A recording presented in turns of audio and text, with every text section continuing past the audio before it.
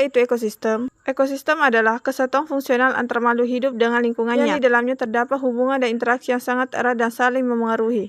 Ekosistem juga suatu sistem yang terdiri dari organisme hidup, biotik, dan lingkungan fisik abiotik yang saling berinteraksi di dalam suatu wilayah atau area tertentu. Nah, ditinjau dari cara terbentuknya, terdapat dua jenis ekosistem. Yang pertama, ekosistem alami, misalnya padang rumput, laut, danau, padang pasir, dan pantai. Yang kedua, ekosistem buatan, misalnya kolam ikan, sawah, ladang, dan akuarium.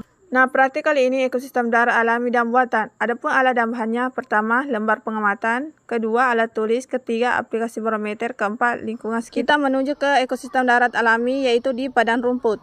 Adapun komponen abiotik serta kondisi yang ada di padang rumput. Yang pertama, kondisi cahaya sangat terik, suhu udara 32 derajat Celcius, jenis tanahnya kering, dan angin semilir, serta kadar air yang sangat kurang karena sekarang musim kemarau. Nah, kita lanjut ke komponen biotiknya yang terdiri dari tumbuhan dan hewan. Tumbuhan yang terdapat di padang rumput, yang pertama ada pohon lontar, pohon jati, dan berbagai macam rumputan lain seperti rumput ilalang. Semua tumbuhan tersebut saling berinteraksi dengan komponen biotik di lingkungannya, di mana tumbuhan membutuhkan cahaya, air, dan tanah untuk membantu perkembangannya. Akan tetapi, ada juga beberapa tumbuhan yang membutuhkan hewan untuk penyerbukannya. Selanjutnya, kita akan mengamati beberapa hewan yang ada.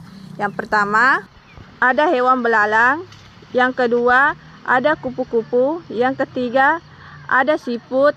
Yang keempat, ada sapi. Hewan juga berinteraksi dengan komponen abiotik dan biotik di lingkungannya. Mereka membutuhkan air, oksigen, dan makanan untuk terus bertahan hidup dan berkembang biak. Di mana hal ini tumbuhan sebagai produser dan hewan sebagai konsumen. Nah, di dalam padang rumput ada juga dekomposer dan pengurai. Yang pertama ada bakteri, yang kedua jamur, yang ketiga ada cacing. Selanjutnya kita menuju ke ekosistem darat buatan pada kebun. Adapun komponen abiotik serta kondisi yang ada di kebun, yang pertama cahaya sangat cukup, suhu 32 derajat Celcius, tanah kering, kadar air sangat kurang karena sekarang musim kemarau. Selain komponen abiotik, terdapat juga komponen biotik pada kebun.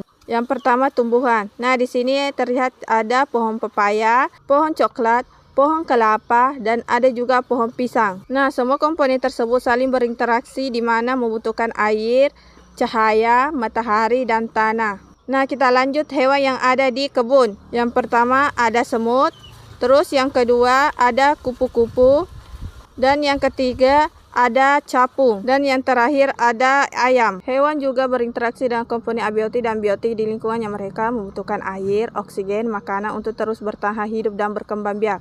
Adapun dekomposer atau pengurai yang ada di kebun, yang pertama ada bakteri, yang kedua ada jamur. Kesimpulan dari praktikum ini yaitu dari hasil pengamatan pada lingkungan sekitar, yaitu pada padang rumput dan kebun. Di sini menunjukkan bahwa di alam terdapat hubungan timbal balik antara unsur atau komponen biotik dan abiotik yang membentuk sistem ekologi atau yang disebut dengan ekosistem. Interaksi tersebut mendukung keseimbangan alam yang ada.